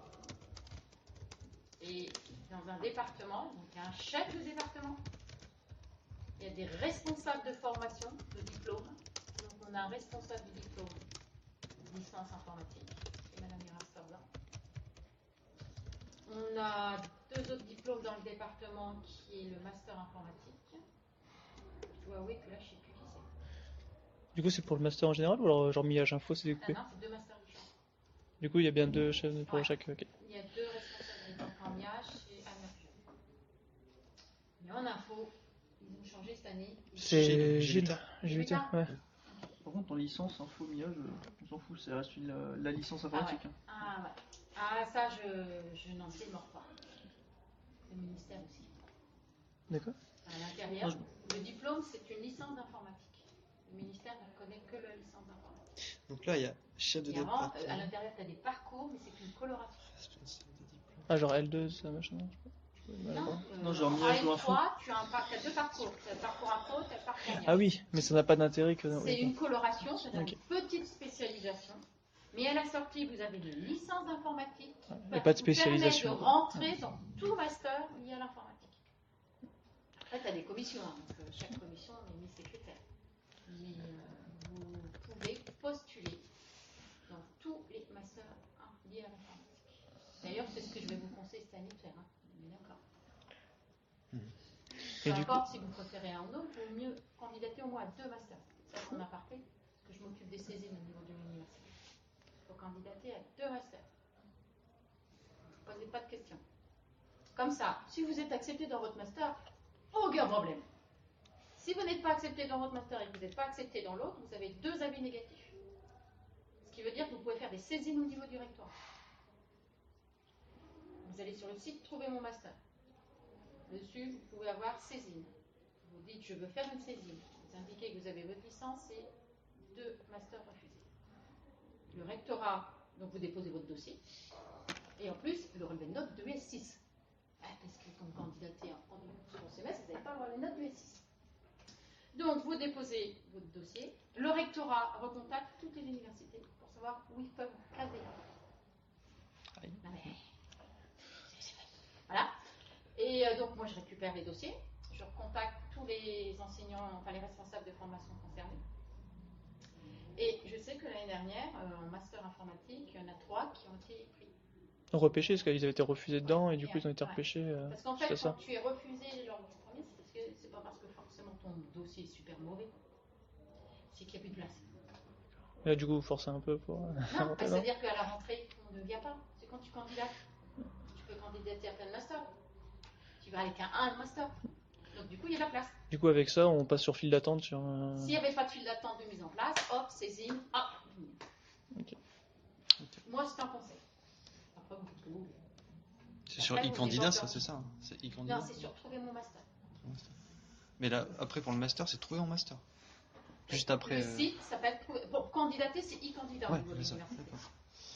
Mais au niveau de ministère, c'est trouver mon master. Pour les différentes matières, Ouais. qui s'en charge au niveau enfin, dire supprimer telle matière, rajouter telle matière, etc. C'est chef du département, enfin, c'est comment ça se passe? Ça se définit, ce sont des phases d'accréditation avec le ministère. Là, on vient de rentrer dans une nouvelle accréditation pour 7 ans. Et donc, du coup, les maquettes ont été définies l'année dernière. Et juste pour la licence, alors pour les masters, etc. aussi? Pour tout? Et il n'y a aucun moyen de changer les matières entre deux? Il y a possibilité de modification légère. Légère. C'est-à-dire on garde quand même le thème de la matière, mais on change un peu, ou alors on peut supprimer une matière? Mais si tu changes toutes les UE, Oui, d'accord. il y a Mais possibilité. il peut quand même y avoir du coup des Ouais. modifications Oui. de matière. Ouais. Ok. Et il peut y avoir modification de matière, et il peut y avoir modification du nombre d'heures de cours, du nombre d'heures de TD, du nombre d'heures de TD. D'accord. Qui peut être vu en fonction des enseignants disponibles ou pas? Non, Ce genre de truc? Non. non. Ok. Non, mais genre il n'y a pas assez d'enseignants, du coup on est obligé de réduire telle matière. Non, ça fait pas trop. On préfère engager des vacataires. Ah non, mais normalement, oui, parce que Ouais. faut qu'on se porte garant de la formation. Donc, Oui. On n'a pas le droit de dire voilà on réduit tel cours parce qu'on n'a pas trouvé personne quoi. Oui mais. En théorie, non. Donc vous dites qu'on peut changer une, voire deux matières au maximum, ou alors changer genre les coefficients des matières entre guillemets, genre si. Parce que souvent, Ça, c'est quand une décidé matière a un avec, gros coefficient, il y a plus d'heures qu'une matière à petit Ah oui, coefficient. ça aussi, Alors, ouais. ça, Au niveau des c'est heures. c'est ce qu'ils ont fait en sciences. Ah, Mais c'est pas c'est partout faux. pareil. En sciences. On a dû faire de sciences. Ouais. C'est pas parce que tu as un gros coefficient que tu as forcément beaucoup d'heures d'enseignement. D'accord. Parce que vu qu'on va devoir faire pour droit et tout aussi, ça marche pas comme ça pareil. Surtout pas. Ça marche pas du tout comme ça. Ok. En fait, dans l'arrêté au niveau du ministère, un ECTS correspond à 35 à 30 heures de travail pour dernier. Donc ça peut être aussi chez soi ou autre, c'est ça? Voilà. Donc il le procède comme ça. Donc, par exemple, en lettres, il y a beaucoup de choses à rédiger. Je vais passer à autre chose. D'accord. Très peu d'heures de cours. Mais il y a beaucoup chez soi. Quoi. Ah, Beaucoup de travail personnel. mais ça compte quand même pour les ECTS, ça compte Ouais, autant ouais, quand oui, même. Quoi. Ouais. Donc, un ECTS, c'est pas le nombre d'heures d'enseignement. C'est le nombre d'heures passées par un étudiant À travailler. sur un travail. Ok. Mais à l'UFR, il est clair que de sciences, pour le moment, c'était comme ça. L'UE transverse, vous vous rendez compte qu'il y a un certain nombre de points ECTS et ça ne correspond pas au nombre d'heures. Et même par rapport à cette année, il y a des matières qui ont baissé de coef et qui ont moins d'heures par exemple. Bah oui, parce qu'ils ont décidé. Mais ça va rien dire. Mais du coup, ça peut changer. Ce sont des modifications possibles. Donc du coup, il faut le changer sur l'application. Forcément. Donc tous les ans, il peut y avoir des modifications à faire sur l'application. Mais on ne va pas tout saisir. Hein. Parce que tout saisir, c'est une source d'erreur. Donc une fois que c'est rentré, c'est ce que je dis, il vaut mieux modifier le moins possible. Sur la fiche Excel, que du coup, je crois que c'était dans service 18-19, je crois. Oui, c'est ça, service 18-19. Le truc service, l'onglet service en fait. C'est trié par rapport donc à chaque enseignant. Ouais, c'est un tableau croisé dynamique, hein, si je me souviens bien. Oui, ça doit être ça. Mais en fait, c'est comme la fiche qu'il y avait eu. C'est comme la fiche que. Ça, c'est ensemble, c'est un enseignant 1. Ouais. Et donc, du coup, pour un enseignant, comme c'est un tableau croisé dynamique, hein, toutes les données sont saisies ici. C'est comme la fiche qu'il doit renvoyer en fait, c'est pareil, Ouais. non? Ouais, C'est exactement donc, ça. Du coup, pour cet enseignant, ça indique tout ce qu'il doit faire. Donc en fait, c'est une fois que l'enseignant a renvoyé cette fiche, c'est ce qu'on rentre en fait comme information dans. C'est ça en fait. Ok. Informatiser le truc qu'il a envoyé. Okay. Vous voyez qu'on peut le faire automatiquement là sous Excel. Ouais, non, Bon. Pas un format qu'on peut transmettre. D'accord. Mais ça s'automatise. C'est l'intérêt des tableaux croisés dynamiques. Et d'une bonne formalisation des données sur la formation. Et l'UE-Team, du coup L'UE-Team, c'est. C'est derrière la dernière feuille. Voilà. Bah, c'est une UE. Tu prends une UE. On met les Et tu différents vois tous les enseignants. enseignants qui interviennent dans cette UE. Ok, d'accord. Si on voit en L1, il y a pour une UE, je sais pas, 20 groupes de PD, j'exagère peut-être, mais je ne sais plus combien. Mais il y a beaucoup de groupes de PD et beaucoup de groupes de PD. Donc du coup, on prend une UE, du coup on a la liste des enseignants qui interviennent dans cette UE. Et donc ça peut être intéressant pour le responsable du UE. Parce que quand on a une UE à gros effectifs, forcément on a plein d'enseignants. Et quand on a plein d'enseignants, il faut animer cette UE. Et donc transmettre à tous les enseignants les mêmes exercices, les mêmes corrections. Voilà. Donc du coup, il faut qu'on arrive en fait à chaque fois à pouvoir exporter des récapitulatifs d'un peu tout pour être utile par la suite durant l'année, quoi. C'est bien, comme je dis, c'est un outil d'aide à la décision. Mais qui va servir aussi pendant l'année avec tous les récapitulatifs et autres. Ah oui. Et donc d'où l'intérêt d'avoir un outil.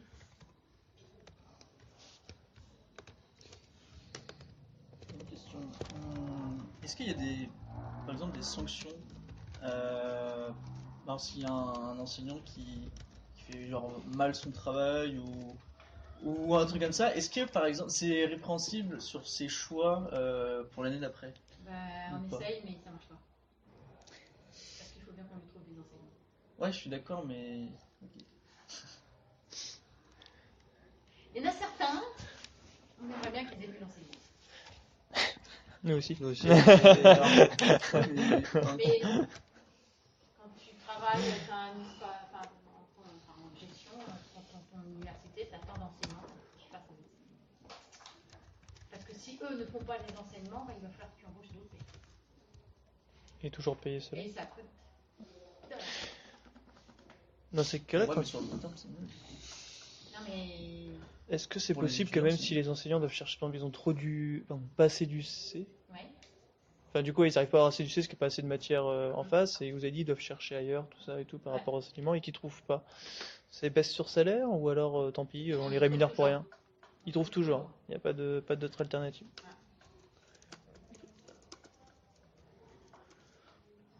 Mais de toute façon, tu as des enseignants qui sont affectés à ton département.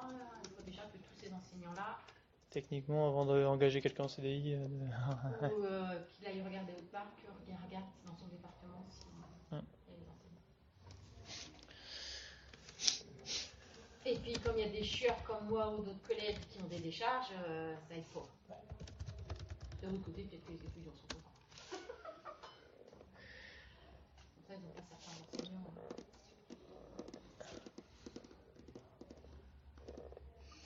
Est-ce qu'il y a des décharges où on peut négocier entre guillemets le nombre du C qu'on a en décharge, par exemple congé maternité ou En fait, ça, c'est pas des négociations en fait. Ça dépend où tu vas avoir ton bénéfice.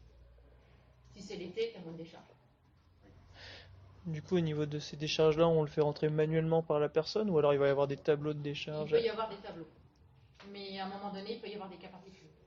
donc on pourra le rentrer aussi manuellement avec... ok. Est-ce qu'un enseignant peut travailler dans plusieurs départements s'il Oui. n'est vraiment pas assez? Oui. Et c'est pour ça qu'on a allégé la fiche. Parce qu'il y avait d'autres feuilles où c'était pour les autres composants.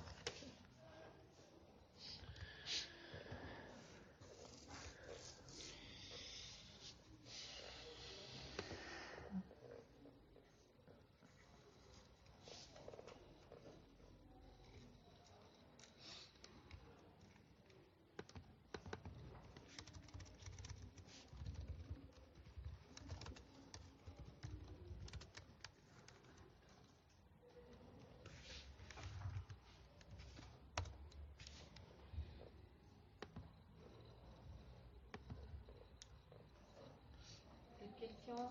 Est-ce qu'on doit mettre une case pour savoir qui collecte le plus à la cagnotte de la café en fait, du café, parce que des fois il y a des personnes il y a tout le monde les mêmes qui donnent, et il y en a qui donnent pas, c'est chiant, et pourtant ils se servent dans le café, c'est... On a tous le même problème. Ouais. Mais moi, j'en bois pas, je m'en fous. Je sais pas, il y avait un blanc, je vais le combler. Il y a une question qu'on n'avait pas posée.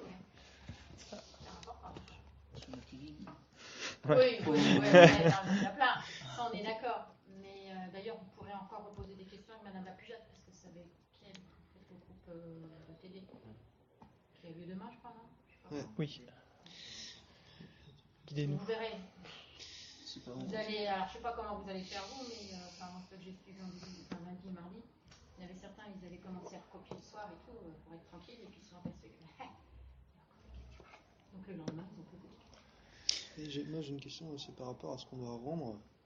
Là, est-ce qu'on doit plus viser le projet qu'on doit faire, enfin mettre en forme quoi, ou bien ce qui était fait auparavant? T'as Moodle sur ta machine? Bah ouais, mais j'ai pas regardé. En fait, j'avais plein de questions par rapport au projet qu'on doit faire, mais par rapport à l'existant, j'en ai moins quoi.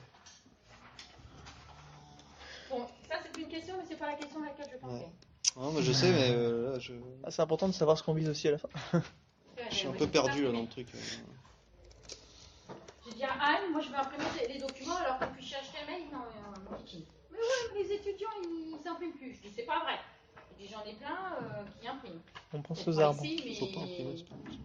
Voilà. C'est bon pour les planètes. Donc du coup, elle m'a retransformé le fichier pour que je puisse imprimer sans passer par HTML. Bon alors ma question importante que vous n'avez pas posée. Un indice. Un indice. On peut faire un pendu. En général, c'est souvent la première question que l'on me pose. Ah. Quand on est informaticien. Il y a qu'à faire dans quel logiciel. Merci. Est-ce qu'on fait une application web? Est-ce qu'on fait une Ah bah application donc je me demandais iPhone? ce que Est-ce qu'on utilise PHP 5? Est-ce qu'on utilise un CMS? Est-ce qu'on...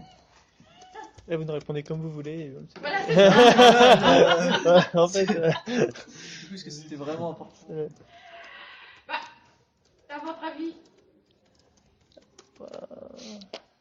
En ligne, je sais pas, web, c'est pas... Bah ouais. C'est en web, oui. Un site, Bah ouais. Voilà. ça c'est accessible partout. Et donc un site dit... C'est quoi le terme?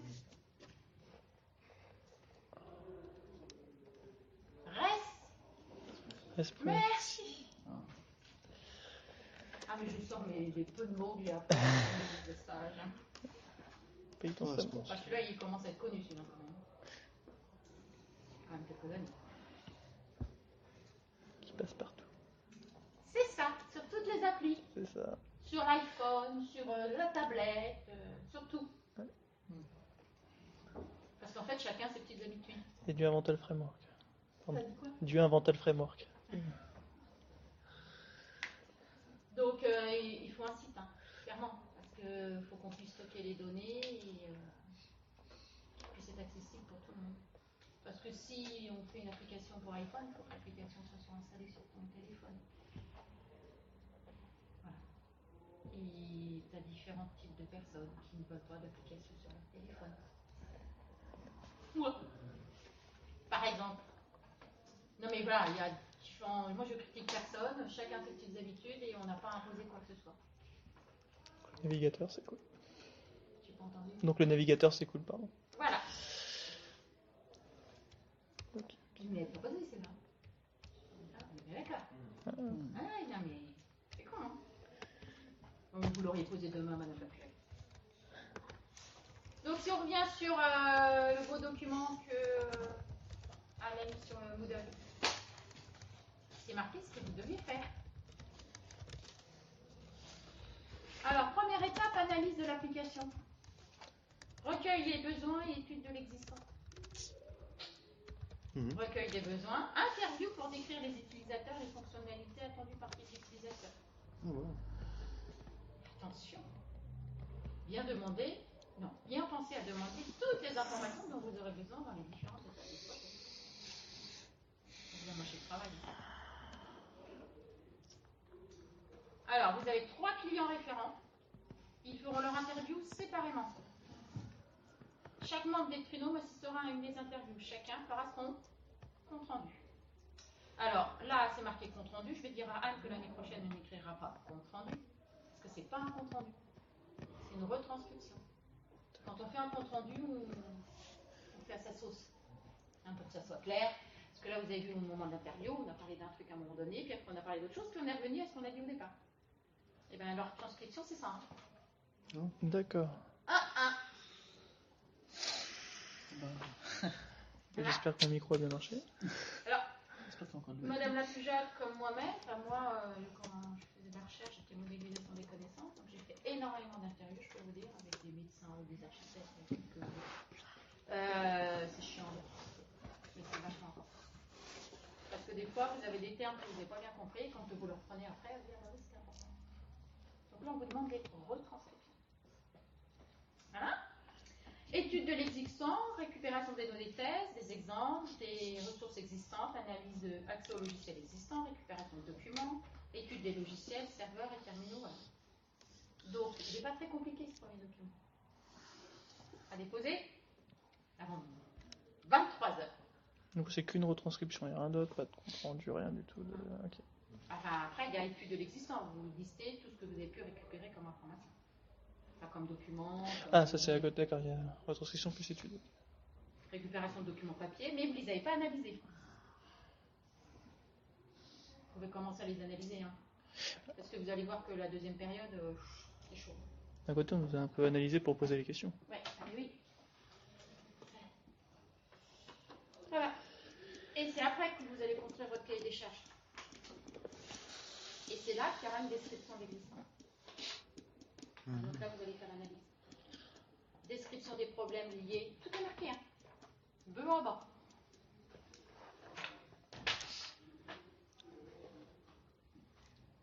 Et donc, dimanche soir, quand vous allez déposer, comme c'est sur Moodle, 23h, c'est pas 23h01. Sinon, il le marque en rouge. Ah bah sinon, vous ne pouvez pas déposer. Ah ouais? Vous n'avez pas dit que ça marquait au metteur? Si, ça marche. Mais c'est juste qu'il est écrit en retard. Mais c'est nous qui paramétrons. Ah d'accord. Ah, d'accord, c'est chouette. On paramètre. Et je vais pas regarder comment elle avait paramétré. Et moi je suis strict. Je crois que c'est dit que enfin, tout ce qui n'est pas rendu ou rendu en retard, c'est directement. La poubelle. Ouais, je crois. Enfin, c'est directement rattrapage. En gros. Ah bah là pour l'UE? Ouais. Ah, je confirme. Et je peux vous dire qu'il vaut mieux faire d'abord le niveau de nom. Parce que l'expérience montre que le rattrapage sur une UE telle que celle-là, c'est compliqué. C'est compliqué pour vous pour la faire, je pense. Interroger sur quoi? C'est ça aussi qui est dur, sur un truc de rattrapage. La sélection de rattrapage, ça va être quoi? C'est que vous allez avoir un énoncé. Vous allez devoir analyser. Ce ne sera pas des questions de cours. Ouais, c'est ça qui... Pas de questions de cours. Bah non, vous dites une cours là-dessus, c'est des début. Bon, on a fait ça, nous, dans notre jeunesse. On n'est pas mort. Donc, du coup, non, la session de rattrapage, c'est que vous aurez un énoncé et vous aurez tout un tas de. Vous aurez une analyse à faire. Un contrôle.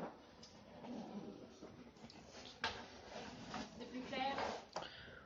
Parce qu'après, on ne voit plus.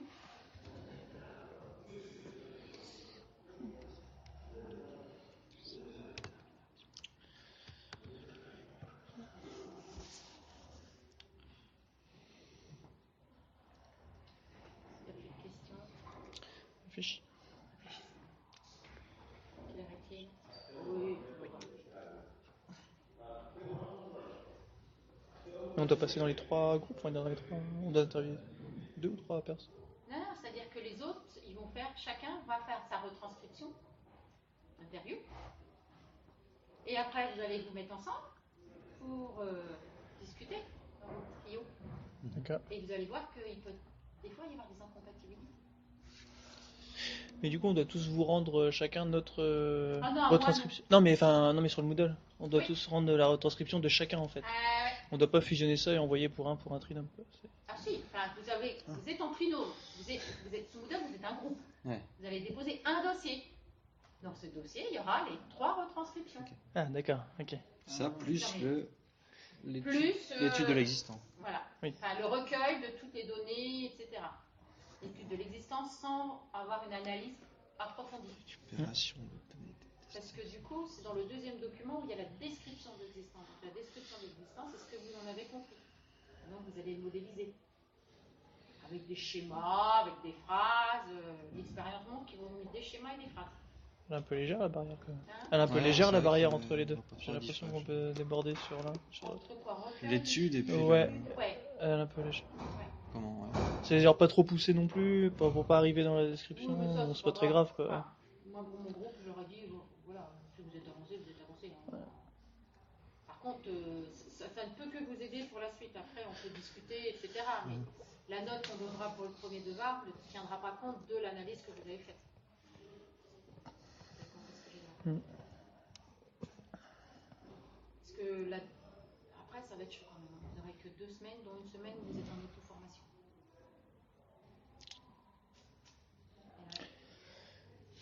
On va dire quand un enseignant va se connecter, etc., et qu'il va devoir choisir ses UE, donc du coup il doit choisir, enfin comment dire, parce qu'à un moment il va devoir, s'il n'a pas assez du C à son compte ou quoi, aller voir ailleurs. Mais dans des autres UFR, du coup, au début il a accès que à son département, ou est-ce qu'il a déjà accès de base à ce qu'il peut aller chercher ailleurs ou quoi, enfin. Pour moi, il peut avoir de base accès ailleurs. De base Sauf ailleurs. qu'il faut quand même. Ou alors il faut qu'on valide que non, il n'y a pas assez de matière pour toi, du coup, faut chercher ailleurs. C'est en fait que je voulais savoir. Discussion. Ça, c'est la réponse magique. Quand tu On sais va pas, mettre tu dis un chat en discussion. place, hein, ça va être bien. Mais vous voyez la complexité de la chose en fait. C'est que même dans notre directrice de composante, aimerait bien qu'on fasse que 12 heures dans la composante. Parce que du coup, on n'a pas besoin de payer. Enfin, bon. Sauf que c'est pas si clair que ça. Notre poste est au sein de l'université. Mais alors, en fait, du coup, vous pouvez d'abord choisir en priorité genre, un truc dans une autre UFR et après dire ouais, je vais faire quelques heures quand même en info. Oui. Et c'est pas forcément qu'on te dit en info, non, on peut plus te caler, qu'on va chercher Non, après. non, On peut non, d'abord tout à fait. choisir. Et donc, du coup, Ok. pour moi, il faut quand même qu'il y ait accès aux autres formations. Il faut discuter avec les responsables des autres formations pour dire quel lieu je vais faire. Parce que dans ta fiche de service, tu la saisis, cette lieu. Donc forcément, il faut qu'on y ait accès avec le bon intitulé. Et dans ce que tu as dit, il y a quelque chose de super important. On va aller voir une autre UFR. Non. Ah bon.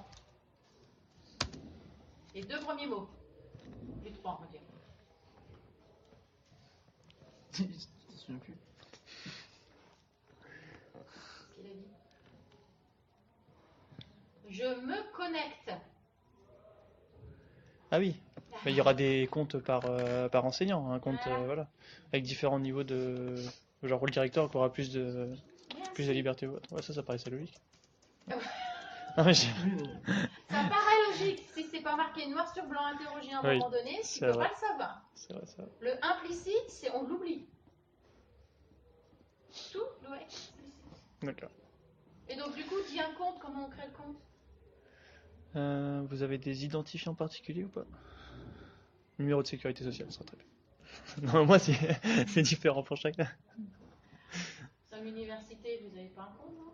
Si. Vous en avez un aussi. Avec l'adresse mail et Ok.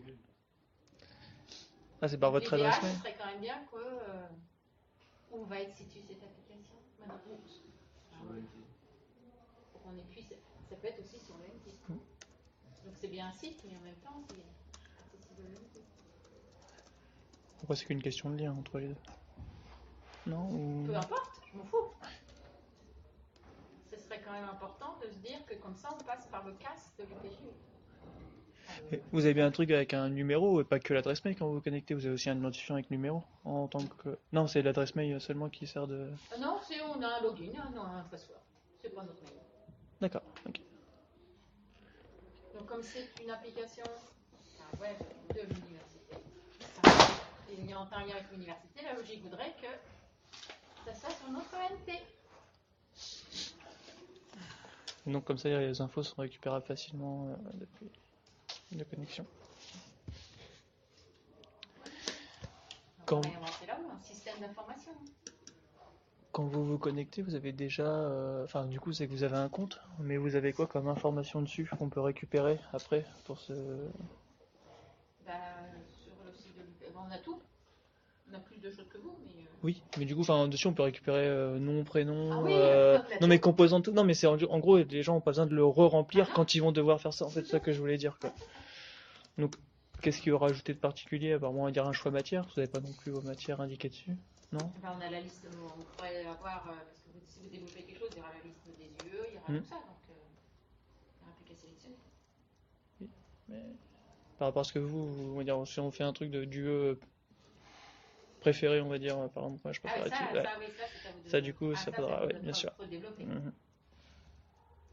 Est-ce que vous allez développer devra être compatible et puis du coup c'est accessible déjà sur un site Vous allez développer quelque chose derrière qui va interagir avec les autres systèmes d'information. Et sur votre compte, il est déjà indiqué votre statut, par exemple, Oui. On a tout. vacataire, ou enfin voilà. Ok. Mais par contre, les gens qui sont extérieurs n'ont pas de compte. Non, cela non. Ok. Bonne question. Je suis invité. Donc, ce qui veut dire que l'API doit être accessible, nous, sur notre ONT, logique, comme ça, on n'a pas besoin de se poser la question de quelle est-ce que je dois taper. Je vais sur mon ONT, j'y accède, mais les vacataires, eux, au départ, ils ne peuvent pas y avoir accès. Une fois qu'ils vont être vacataires, qu'ils vont avoir un dossier de vacation, ils vont y avoir accès. Ah, les vacataires pourront aussi accéder à la plateforme. Je Après- pensais qu'ils devaient passer par le Après, directeur. Non, mais Ouais. pour faire la fiche, ils n'ont pas besoin de faire la fiche, eux peuvent accéder une fois qu'ils ont un compte. Mais le problème, c'est que lors des vœux, pas de compte. Ah, mais ils ont quand même un compte, c'est ça, d'accord. À un moment donné, ils ont un compte. Ok, d'accord. Donc il Ils peuvent accéder à l'ONT. faut bloquer l'accès au compte vacataire lors de la sélection Ah des non, vœux. c'est bloqué. C'est qu'ils ne sont pas vacataires, ils sont pas. Pour être vacataire, quand tu fais tes vœux, les futurs vacataires n'ont pas encore fait de dossier pour faire des vacations à l'université. Ouais. Donc du coup, n'ont pas de compte sur l'ONT. Et après, une fois qu'ils ont fait leurs vœux, tout ça, et qu'ils sont en cours, ils ont un compte pour se connecter sur l'ONT. Ouais, en général, comme l'université est très rapide. Ils l'ont 2 mois avant. Là. Du coup, les vacataires, c'est ceux qui choisissent en dernier en fait.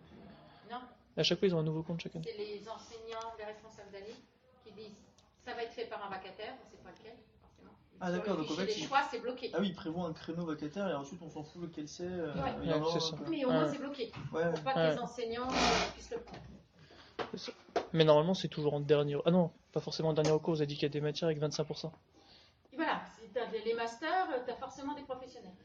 C'est ouais, d'ailleurs, ces taux-là de vacataires, c'est que sur les matières, on va dire, enfin sur les diplômes professionnalisants, on va Ouais. dire, c'est ça. Pour Donc être par exemple, reconnu, master. disant que c'est plus proche du monde professionnel, ouais.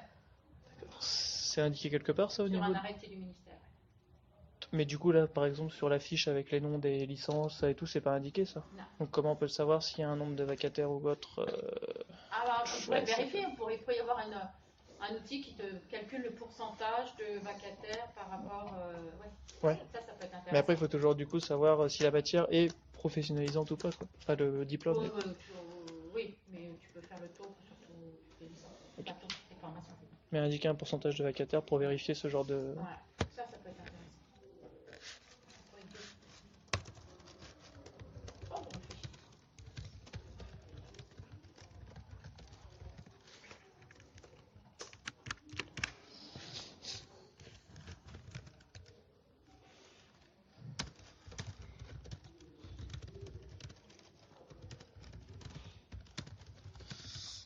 Presque une notion. Alors moi j'avais tout ce qui est tout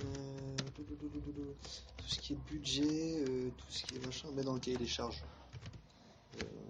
Est-ce qu'il y a un budget à mettre dans le cahier des charges, quelque chose, non? Une date limite? Un budget.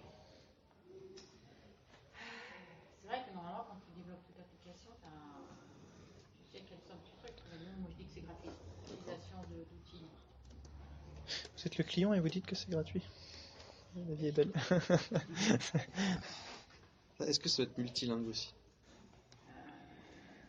Bonne question. Théoriquement, oui, si des professeurs viennent faire cours, par exemple, sur des départements de langue.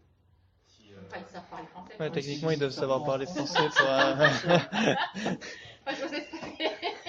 C'est encore plus compliqué. Bon, je sais que certains enseignants ont du mal à se faire comprendre, mais Techniquement. techniquement, ils sont. Moi, j'ai tendance à dire que c'est en français uniquement. Et du coup, il n'y a pas de date butoir? Date butoir pour que le logiciel soit développé, Ouais. ben, il faudrait que ce soit pour le mois de mai. Au moment où on va choisir les.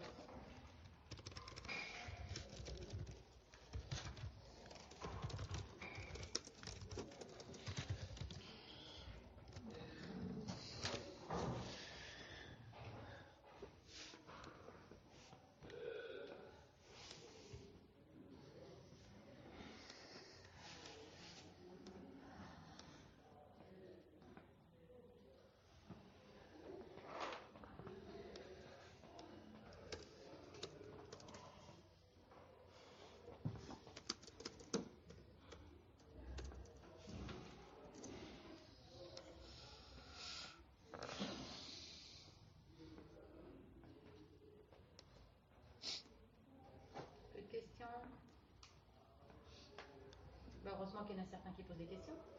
Est-ce qu'il y aura des fonctionnalités en plus, je sais pas, des petites choses. Ça, rien. Bon, Pas me faire un café. Non. demander un café. Fonctionnalité en plus. Non, si déjà ça fonctionne, ça marche.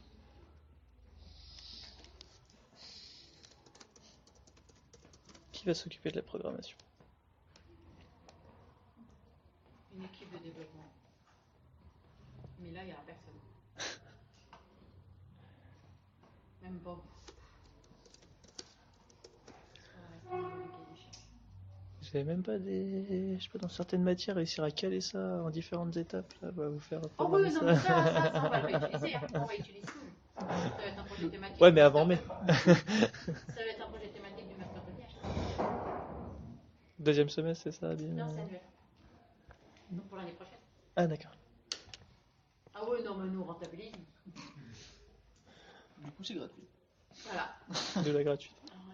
Non, mais après, il faut retrouver des idées de projets qui sont intéressants et puis autant qu'on puisse. Tant que ce soit Ça, utile. du coup, beaucoup d'outils. En fait, l'ONT a été fait. Au niveau de l'infirmiage, au départ, ont été faits par les étudiants. Mais en info, c'est un projet thématique.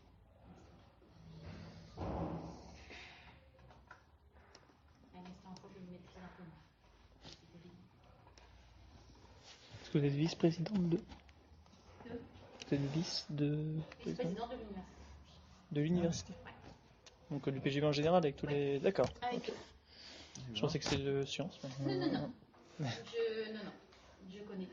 Ah, je préfère plus haut. Je connais beaucoup de choses. Sur monsieur Ben Lassem, je crois, c'est ça. C'est le... l'ancien directeur de l'UFR ici. Ah, de l'UFR. L'ancien directeur. Ah, d'accord. Je crois que c'était encore actuellement. Non. C'est l'ancien directeur. Est-ce que vous avez combien d'usagers il y aura à peu près? Je sais pas, une idée. Nous sommes une bonne trentaine d'enseignants. Entre 30 et 40 enseignants. Juste pour l'info. Mais là, du coup, vu que ça Ouais, comprend bah, tous les c'est pour UFR. Ah, Bah oui. Ah, je parle Bah, bien. à Je la suis base, reparti sur c'est le pour délire. l'université, ça, oui. C'est pas beaucoup, Entre hein. 1200 et 1300. Ah, d'accord. Nous avons entre 1200 et 1300 enseignants titulaires. Donc ça comprend tous les cas, on va dire, de doctorant qui fait 16 heures. Ah non, là je parle que des enseignants titulaires. Donc ça fait beaucoup plus. Quand tu as les doctorants, ça fait des étudiants, enfin des enseignants en plus. Plus les vacataires. Les vacataires, ouais. J'ai mis des rôles. Ah, c'est pas compris le temps, Ah le oui, vacataire tout à et fait. tout. Non, là je parle en individu, Je pensais pas qu'il y en avait autant. pas en fonction. Tu me dis, c'est grand. Attends, c'est 1200, 1300 sans les vacataires, tout ça? Ouais, Il y a c'est 30 000 c'est juste. étudiants. Hein. Donc il faut bien un Ah, je sais minimum pas combien il y a d'enseignants. d'étudiants. Ouais, j'ai vu. Donc voilà, il y a autant d'enseignants qui peuvent. La charte graphique, vous aviez dit qu'elle était sur le site de l'UPJV, hein, c'est ça? Ah, moi j'ai rien dit du tout. On sait que ça Bah, c'était au respecte, début. ça respecte. Ça respecte la charte graphique de l'UPB. Ça, elle est trouvable. Elle doit être trouvable sur le site, à chaque fois que je la cherche, je la trouve pas. Mais Non, ça normalement, c'est sur le site de D'accord. l'université. Ouais. Bleu, du blanc et un logo. Alors, je crois me souvenir que c'est le logo, mais Anne, ça, elle maîtrise ça. Elle sait où on veut trouver, c'est le logo du PJV, puis c'est une couleur bleue avec. Bleu et blanc. Et du blanc. Ouais.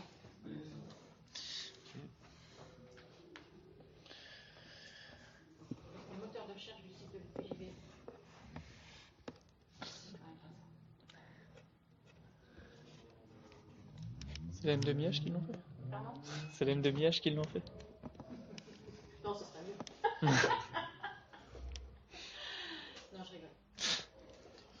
Non, c'était un site que j'ai acheté un certain nombre de moteurs de recherche. Parce que maintenant, on ne cherche plus. Hein. On tape sur le moteur de recherche pour trouver là où il faut aller. Plus simple. Un moteur n'est pas bon.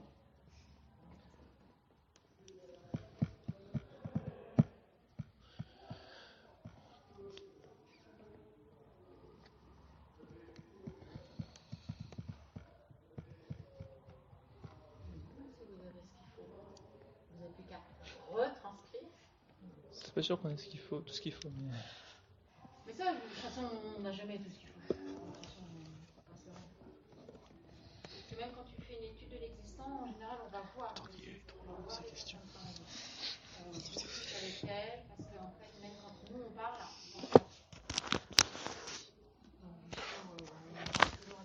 c'est pour ça qu'à un moment donné, dans votre dossier, phase 3, vous avez des maquettes.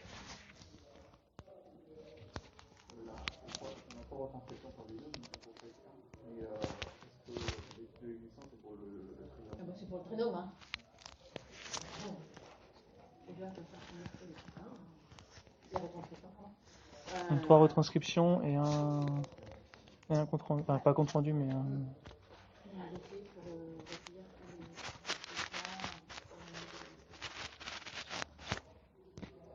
donc il est clair que si vous avez commencé à analyser, moi j'ai tendance à dire qu'il faut le mettre, mais ça vous le verrez pas, c'est ça qui va corriger vos dossiers. Chacun a ses petites lignes, il y a des grandes lignes directrices, mais chaque enseignant a ses petites. Donc, discuter avec elle demain pour voir exactement ce qu'elle veut. Moi je l'ai fait avec mon groupe, je sais ce que j'ai dit à mon groupe, donc à partir de là. Même si avec elle, on discute tout le temps. Ce serait évalué de la même manière, mais voilà. Quand chacun a demandé, on fera par rapport à ce qu'on a demandé. On ne va pas prendre le groupe Niage et moi je vais prendre le groupe Info. Enfin, alors que c'est pas, on n'a pas les groupes outils.